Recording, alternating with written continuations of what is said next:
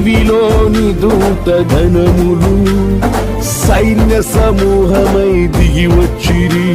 సర్వశక్తి సంపన్నునికి స్తోత్ర గీతమే అర్పించిరి.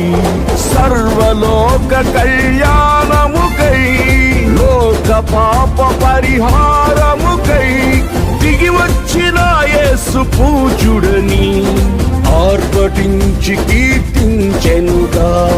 దిగి వచ్చిన యేసు పూజుడని ఆర్భటించి కీర్తించెనుగా. స్తుతియు మహిమ ప్రభావము ఎల్లవేళల ప్రభుకే చెందును. స్తుతియు మహిమ ప్రభావము ఎల్లవేళల ప్రభుకే చెందును. రక్షకుని జన్మస్థలమా యూదయ బెత్లెహేము,